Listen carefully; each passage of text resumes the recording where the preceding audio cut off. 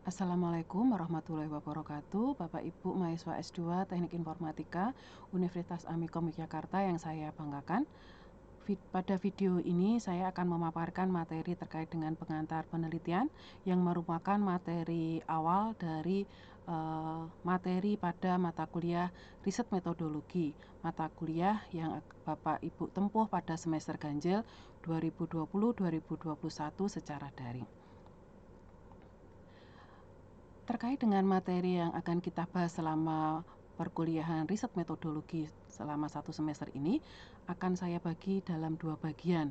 Bagian pertama sebelum UTS, bagian yang kedua adalah materi setelah UTS. Untuk sebelum UTS, materi pertama adalah pengantar penelitian, materi yang kedua adalah jenis-jenis penelitian dan penggalian tema, kemudian materi yang ketiga literatur review, materi yang keempat adalah Bapak Ibu saya minta untuk mempraktekkan kegiatan literatur review, kemudian yang kelima adalah peta topik penelitian, yang keenam adalah state of the art research, kemudian yang ketujuh sebelum UTS Bapak Ibu saya minta untuk mempraktekkan menulis literatur review. Kemudian materi bagian yang kedua yaitu materi setelah UTS. Materi pertama adalah riset problem, riset question, dan riset objektif. Kemudian materi yang kedua adalah desain dan langkah-langkah penelitian. Materi yang ketiga, Bapak Ibu saya minta untuk mempraktekkan desain penelitian. Kemudian materi yang keempat adalah teknik pengumpulan data. Kemudian materi yang kelima, teknik penulisan. Kemudian materi yang keenam, Bapak Ibu sudah mulai menyusun proposal penelitian. Kemudian yang ketujuh, sebelum UAS Bapak Ibu saya minta untuk finalisasi proposal penelitian dan akan kita evaluasi bersama.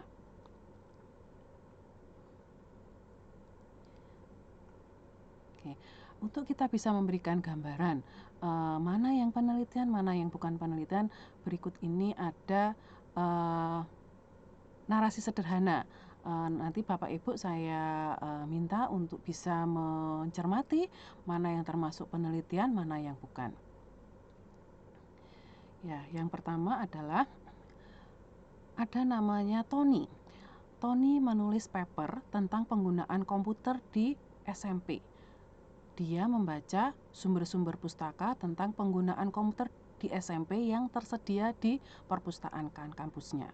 Yang berikutnya, selanjutnya dia menulis makalah tentang hal itu yang dia sebut dengan makalah ilmiah. Menurut Bapak Ibu, dari narasi ini apakah termasuk penelitian? Jika ya, mengapa? Jika tidak, mengapa bukan penelitian yang seperti ini? Kita lanjutkan. Yang berikutnya ada namanya Anton. Anton melakukan pendataan tentang mahasiswa. Dia mencari dan mengumpulkan data mengenai mahasiswa. Hasil ujian masuknya, penghasilan orang tuanya, dan jarak dari kampus ke rumah. Dia menyiapkan laporan mengenai hal itu. Apakah narasi ini termasuk penelitian? Saya tunggu pendapat Bapak Ibu semuanya. Yang berikutnya adalah Budi. Budi seorang manajer perusahaan sepeda. Dia menerima komplain sepeda yang diproduksi rusak gearnya setelah dipakai beberapa bulan saja. Dia mengumpulkan informasi dari karyawannya untuk mengidentifikasi proses produksi yang mempengaruhi munculnya persoalan itu. Dia memformulasikan persoalan dan membuat dugaan awal penyebab cacat pada produksi sepedanya. Dia menganalisa data yang dia peroleh, menginterpretasikan hasilnya dengan panduan dugaan awal untuk mencapai kesimpulan. Nah, dari narasi ini, apakah ini termasuk penelitian atau bukan? Yang berikutnya adalah Wati. Wati mengikuti workshop pengembangan kurikulum KKNI. Dia membaca literatur tentang pengembangan kurikulum. Dia melakukan diskusi dengan peserta workshop yang lainnya. Dia menuliskan makalah mengenai pengembangan kurikulum. Apakah Wati termasuk meneliti? Yang berikutnya Iwan. Iwan membuat sisi informasi perpustakaan. Dia menanyai baik pegawai maupun pengguna perpustakaan. Dia menyusun dokumen kebutuhan pengguna, dokumen UML, dan dokumen lainnya. Dia menulis publikasi tentang cara membuat sistem perpustakaan. Apakah Iwan termasuk meneliti? Yang berikutnya Intan. Intan berjalan ke sekolah setiap hari. Dia mencatat di buku hariannya panjang antrian mobil di perempatan setiap berangkat dan pulang sekolah. Dalam catatan hariannya, dia menambahkan gambar dalam bentuk grafik harian. Dia menganalisa data catatan hariannya. Dia menyimpulkan bahwa hari Senin adalah hari termacet dan hari Sabtu tingkat kemacetan menurun. Dia tidak menulis paper, dia hanya menceritakan kepada bapaknya. Apakah kegiatan yang dilakukan Intan termasuk meneliti? Di antara Tony, Anton, Budi, Wati, Iwan, dan Intan, manakah yang peneliti? Saya tunggu pendapat Bapak Ibu semuanya. Sekarang definisi penelitian itu apa? Penelitian dalam bahasa Inggris adalah research. Re dan search, mencari kembali. Apa yang dicari kembali? Menurut Profesor Zainal Hasibuan atau Prof. Ucok mengatakan bahwa penelitian merupakan suatu proses mencari sesuatu secara sistematis dalam waktu yang relatif lama menggunakan metode ilmiah dengan prosedur maupun aturan yang berlaku. Nanti Bapak Ibu, saya minta untuk meringkas. Penelitian itu apa sebenarnya?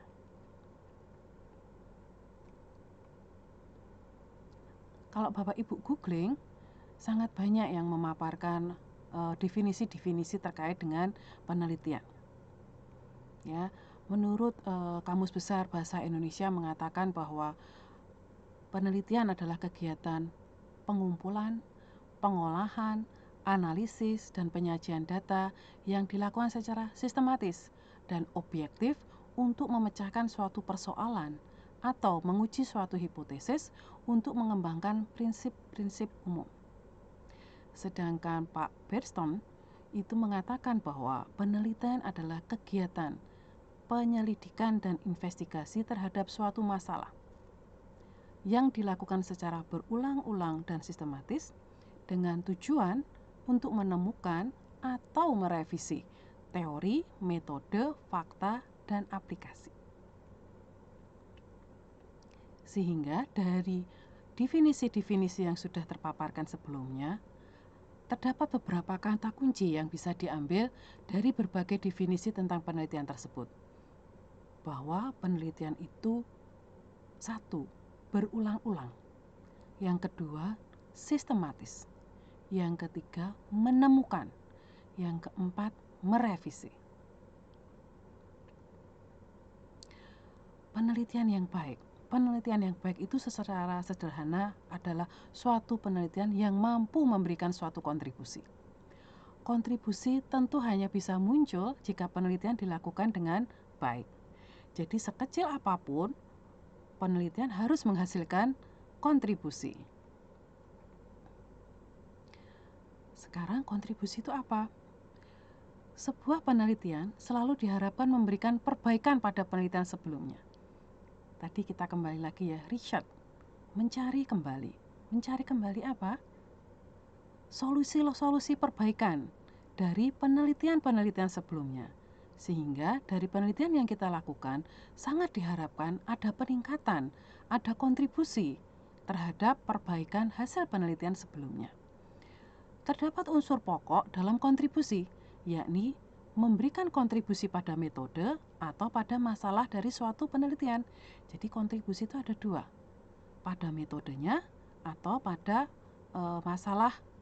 masalahnya, pada peningkatan metodenya atau peningkatan solusi pada perbaikan permasalahannya. Dalam kita meneliti, tentu kita selalu diharapkan mempunyai kemampuan literasi. Ya, jadi tadi dikatakan penelitian adalah investigasi, permasalahan dan menemukan atau merevisi suatu teori, model, metode, fakta dan aplikasi. Semuanya itu akan berujung pada suatu kontribusi dan tentu saja kita akan dituntut untuk mempunyai kemampuan literasi. Sehingga Bapak Ibu semuanya, mari kita budayakan literasi. Kita harus bisa meningkatkan kemampuan literasi kita. Tidak hanya membaca secara teks. Ya, jadi kita harus bisa memaknai apa yang kita baca. Literasi merupakan kegiatan yang tidak akan pernah berhenti selama kita menjadi seorang peneliti. Jadi ketika kita mulai dari merencanakan penelitian sampai kita bisa menyimpulkan hasil penelitian kita, setiap tahapannya membutuhkan kemampuan kita dalam literasi. Budaya literasi ini adalah kegiatan membaca pustaka, baik buku, jurnal maupun prosiding. Kemudian kita berdiskusi, mencari di mana titik yang bisa dikembangkan. Jadi kalau kita bisa berdiskusi, berarti kita itu paham. Kita bisa memaknai apa yang kita baca, sehingga kita bisa mengajak orang lain untuk mendiskusikan hal tersebut. Merujuk pustaka, kita tahu bagian mana yang harus kita rujuk, berarti kita mempunyai kemampuan untuk literasi. Kemudian menulis. Keempatnya itu harus kita latih secara terus-menerus untuk meningkatkan kemampuan literasi kita. Sekali lagi bahwa kemampuan literasi itu salah satu kunci utama dalam kita melakukan penelitian. Penelitian kita bisa berujung pada suatu kontribusi. Pertama, dilakukan dengan baik. Yang berikutnya, kita bisa melakukan itu dengan baik jika kita mempunyai kemampuan literasi yang baik. Mengapa penelitian penting? Kalau Bapak Ibu melakukan googling dari mesin pencari, akan sangat banyak sekali pendapat-pendapat mengapa penelitian itu penting dilakukan. Termasuk salah satunya adalah nutrisi bagi kesehatan otak gitu ya. Nah, jadi orang itu macam-macam. Orang itu macam-macam alasan ketika dia mengapa merasa penting untuk melakukan penelitian. Bagaimana dengan Bapak Ibu? Mengapa Bapak Ibu merasa penting? Jangan sampai nggak penting ya. Nah, setiap Bapak Ibu, setiap peneliti pasti punya motivasi sendiri-sendiri ketika merasakan pentingnya melakukan sebuah penelitian. Ya. Mengapa melakukan penelitian sekarang? Penelitian itu dilakukan karena ada masalah. Jadi, penelitian itu berangkat dari adanya masalah. Yang mungkin masalah tersebut sudah diketahui metode pemecahannya. Tetapi kenapa masih diteliti? Karena belum diketahui metode pemecahan yang lebih baik. Ya, jadi bisa jadi yang kita teliti itu sudah diteliti oleh orang lain, tetapi mengapa masih harus kita teliti? Karena kita akan mencari metode pemecahan yang lebih baik daripada sebelumnya. Nah, sekarang apa toh yang dikejar dalam penelitian? Yang dikejar dalam penelitian adalah kontribusi. Ya, kontribusi pada apa? Kontribusi pada pengetahuan. Jadi Bapak Ibu meneliti untuk mengetahui performa yang lebih baik daripada sebelumnya. Apa saja yang harus dilakukan? Misalkan Bapak Ibu akan mengukur tentang akurasi suatu hal. Bagaimana Bapak Ibu bisa mengupayakan bahwa hasil akurasinya meningkat? Berarti di sana Bapak Ibu bisa mengupayakan apakah Bapak Ibu mengoptimasikan metodenya, memodifikasi metodenya, apa Bapak Ibu menggabungkan metode dan lain sebagainya. Yang berikutnya adalah ya orisinalitas penelitian. Itu ada dua hal seperti yang saya sebutkan sebelumnya. Pertama terkait dengan metode, yang kedua terkait dengan masalah. Sekarang orisinalitas yang terhadap metode, yaitu memecahkan masalah yang peneliti lain sudah pernah mengerjakan sebelumnya, tetapi dengan metode yang berbeda. Sehingga kontribusi penelitian ini pada method improvement, pada peningkatan metodenya. Yang berikutnya adalah orisinalitas penelitian pada masalah. Jadi memecahkan masalah yang peneliti lain belum pernah mengerjakan sebelumnya. Kontribusi penelitian seperti ini adalah penemuan masalah baru sebagai objek penerapan metodenya. Berikut ini saya berikan contoh judul yang kontribusinya lebih fokus pada metode. Misalkan judulnya adalah penerapan metode ABC untuk pemilihan fitur yang lebih stabil pada algoritma SVM pada analisis sentimen Twitter. Kontribusinya ada di mana? Kontribusinya adalah menerapkan metode ABC yang sebelumnya tidak pernah digunakan orang lain, peneliti sebelumnya, untuk melakukan pemilihan fitur yang lebih stabil pada algoritma SVM dalam analisis sentimen Twitter. Yang selanjutnya adalah contoh judul penelitian yang fokusnya adalah berkontribusi pada masalah. Berikut ini judulnya. Penerapan algoritma genetika dalam desain rute perjalanan kurir dengan modifikasi kromosom. Kontribusinya ada di mana? Yakni ada masalah dalam desain rute perjalanan kurir yang sudah ada. Misal waktu tempuh atau biaya, maka bisa diterapkan algoritma genetika dengan memodifikasi hal tersebut. Yang berikutnya, kontribusinya pada metode dan pada masalah. Judulnya misalkan, penerapan metode XYZ dalam algoritma genetika dalam desain rute perjalanan kurir dengan modifikasi kromosom. Kontribusinya ada di mana? Pertama, penambahan metode dalam algoritma genetika. Yang kedua adalah pada penentuan rute perjalanan kurir.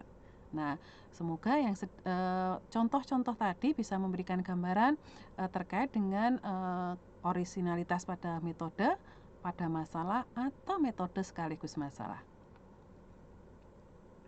Nah, apa itu penelitian? Kalau kita sarikan dari hal-hal yang kita sudah sampaikan di depan, maka penelitian itu dilakukan karena ada masalah. Nah, sekarang PR-nya Bapak Ibu adalah cari masalah. Masalah apa yang akan Bapak Ibu angkat sebagai penelitian? Di mana masalah penelitian sendiri muncul karena ada latar belakang masalah.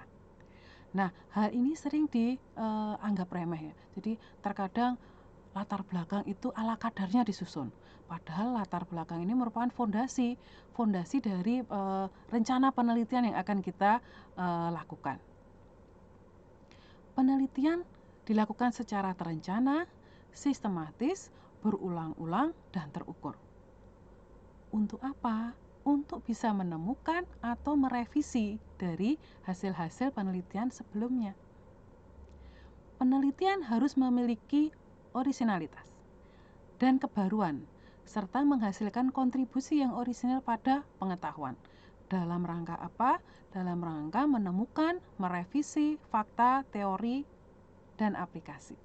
Jadi kata kuncinya berulang-ulang, sistematis, menemukan, merevisi. Nah, di sini ada beberapa kesalahpahaman, ya, bahwa membangun software itu bukanlah tujuan utama dari penelitian, ya. Membangun software itu hanya testbed untuk mengukur hasil penelitian Bapak Ibu, ya. Jadi Bapak Ibu nggak ada alasan mengapa Bapak Ibu kok nggak pernah bimbingan, karena sedang fokus membuat aplikasi gitu ya. Jadi kalau penelitian tesis goalnya memang tidak membuat aplikasi Bapak Ibu. Jadi seandainya Bapak Ibu nanti akhirnya membuat prototipe, itu hanya digunakan untuk mensimulasikan dari model yang Bapak Ibu rancang pada penelitian ini. Kontribusi ke masyarakat tidak bisa secara langsung diukur, sehingga tidak termasuk tujuan penelitian, tetapi kita masukkan nantinya dalam manfaat penelitian. Ya, sekarang terkait dengan karakter peneliti. Peneliti itu boleh salah. Salah apa? Salah hipotesis, salah menganalisis, salah menguji hipotesis, dan lain sebagainya. Tetapi peneliti itu nggak boleh bohong atau nggak menipu. Dalam hal apa? Nggak boleh mempermainkan data, nggak boleh memanipulasi supaya hasil dari pengolahan statistik. Jadi Bapak Ibu nggak boleh tuh memanipulasi dalam arti negatif ya, supaya rumusannya terjawab begitu ya. Itu tidak termasuk yang kita perbolehkan dalam penelitian. Nah, Bapak Ibu, jenjang penelitian itu bertahap ya. dari tugas akhir, skripsi, tesis, disertasi. Nah, pada prinsipnya penelitian yang sesungguhnya itu dimulai dari jenjang pasca sarjana, yakni tesis dan disertasi. Ada beberapa perbedaan terkait dengan jenjang penelitian ini, yakni kaitannya dengan level dan bentuk kontribusi yang diharapkan dihasilkan dari setiap jenjang penelitian ini. Nah, terkait dengan KKNI Bapak Ibu itu adalah S2, berarti nanti pencapaian KKN-nya adalah di level 8. Bapak Ibu itu ahli ya. Jadi tempatnya orang berkonsultasi. Nah, maka saya harapkan kita bersama meningkatkan kompetensi kita supaya kita memang patut itu dijadikan seorang ahli, diposisikan sebagai konsultan. Penelitian yang berkualitas itu yang seperti apa Bapak Ibu? Pertama, didasarkan dari penelitian orang lain. Ya, jadi kita selalu mencari rujukan, kita selalu mencari celah, kita selalu mencari peluang, kita selalu mencari gap masalah-masalah yang akan kita angkat sebagai penelitian dari mana? Dari hasil-hasil penelitian sebelumnya. Di manakah itu? Dalam publikasi-publikasi ilmiah, baik dalam laporan penelitian, dalam jurnal maupun dalam proceeding. Ya, jadi penelitian kita harus didasarkan pada penelitian orang lain. Tadi Bapak Ibu kembali lagi, riset, mencari kembali. Di mana kita diharapkan mendapatkan menghasilkan solusi perbaikan terhadap penelitian sebelumnya.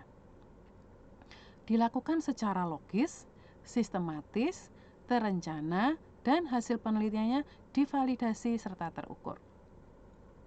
Yang berikutnya dilatar belakangi oleh situasi yang real dengan data yang valid dan konkret. Masalahnya adalah sesungguhnya, tidak masalah yang dibuat-buat, dan datanya bisa dipertanggungjawabkan. Datanya valid dan datanya konkret. Ya, Bapak Ibu harus rencanakan semuanya itu ya. Bapak Ibu memang harus membangun. Jadi latar belakangnya itu memang Bapak Ibu harus bangun yang dengan benar-benar jujur gitu ya, jujur dan baik gitu ya. Hal itu hanya bisa Bapak Ibu susun jika Bapak Ibu mempunyai kemampuan literasi. Kemampuan literasi itu Bapak Ibu butuh dukungan, banyak literatur. Bapak Ibu harus baca, banyak membaca, banyak pustaka. Ya, Bapak Ibu harus banyak juga brainstorming supaya apa? Bapak Ibu bisa mendapatkan gambaran permasalahan yang real. Yang berikutnya adalah penelitian Bapak Ibu dikatakan berkualitas jika dapat direplikasi dan diduplikasi. Ya, jadi penelitian Bapak Ibu disusun dengan jelas, dengan baik sehingga orang lain, peneliti lain bisa mengulangi penelitian yang Bapak Ibu lakukan dan hasilnya sama. Kemudian didasarkan pada alasan logis dan terikat pada teori. Bapak Ibu ketika menyusun rencana penelitian pasti didasarkan atas hasil-hasil penelitian sebelumnya dan diperkuat dengan kajian teoritis.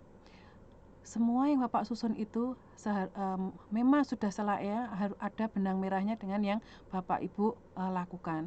Sehingga Bapak Ibu, apapun yang Bapak Ibu susun, di bab-bab dari bab 1, bab 2, dan seterusnya harus ada benang merahnya. Jadi memang itu adalah relevan gitu. Saling melengkapi. Jangan sampai misalkan ada teori-teori yang Bapak Ibu paparkan dan teori-teori itu sesungguhnya tidak pernah diterapkan, tidak pernah berkontribusi pada penelitian Bapak Ibu. Kemudian tadi, penelitian yang baik itu adalah penelitian yang punya kontribusi, penelitian yang punya peningkatan, kebaruan, punya originalitas, punya novelty, ya. Sehingga Bapak Ibu selalu ditanya, bedanya apa dengan penelitian serupa sebelumnya? Hal baru apa yang ditambahkan dan lain sebagainya. Yang berikutnya adalah dapat digeneralisasi. Ya. Yang berikutnya menghasilkan pertanyaan baru atau peluang. Penelitian Bapak Ibu jika bisa menginspirasi penelitian yang lain gitu ya, bisa memberikan peluang untuk penelitian yang berikutnya, itu penelitian Bapak Ibu termasuk yang berkualitas. Ada sumbangan terhadap iptek dan kemaslahatan manusia. Ini manfaatnya ya. Yang berikutnya, penelitian Bapak Ibu hasilnya dipublikasikan, kemudian mendapatkan sitasi yang tinggi dari peneliti lain setelah dipublikasikan, maka penelitian Bapak Ibu bisa dikatakan berkualitas karena publikasi Bapak Ibu dipercaya, kemudian dirujuk oleh peneliti-peneliti yang lain untuk memperkuat penelitian mereka. Terus penelitian yang tidak baik yang seperti apa? Tentu saja yang kebalikan dari apa yang sudah kita bahas di atas sebelumnya, menjiplak karya orang lain. Nah, Bapak Ibu perlu untuk memperhatikan hal ini ya terkait dengan plagiarisme. Jadi Bapak Ibu harus menjunjung tinggi etika dan kejujuran dalam penelitian ini ya. Jadi harus dihindari menjiplak kayak orang lain itu sangat tidak diperbolehkan dalam hal ini. Kemudian memasukkan data untuk membuktikan hipotesis. Tadi seperti yang sudah saya singgung di awal bahwa Bapak Ibu nggak boleh merekayasa data sehingga dalam rangka supaya rumusan masalahnya terjawab, supaya hipotesanya terpenuhi dan lain sebagainya. Bapak Ibu harus jujur. Bapak Ibu tidak diperkenankan untuk berbohong. Bapak Ibu tidak diperkenankan untuk menipu. Kemudian keliru dalam menyajikan informasi sehingga akan menyesatkan pembaca. Nah, Bapak Ibu perlu menyajikan informasi secara jujur, gamblang, dan Bapak Ibu harus bahas itu supaya pembaca yang melihat penyajian hasil penelitian Bapak Ibu itu akan mempunyai persepsi yang sama dengan Bapak Ibu. Jadi sangat banyak laporan-laporan penelitian itu yang menyajikan tabel, menyajikan grafik ya, tetapi tidak pernah dibahas, hanya tabel, gambar begitu, tetapi tidak pernah dibahas. Nah, itu kan sangat disayangkan. Nah, demikian Bapak Ibu yang bisa saya sampaikan terkait materi pengantar penelitian. Mudah-mudahan yang sedikit ini bisa mencerahkan Bapak Ibu dan memberikan semangat bagi Bapak Ibu untuk segera mencari masalah penelitian. Saya cukupkan sekian Bapak Ibu semuanya. Semoga selalu sehat dan selalu dilancarkan dalam segala urusannya. Assalamualaikum warahmatullahi wabarakatuh.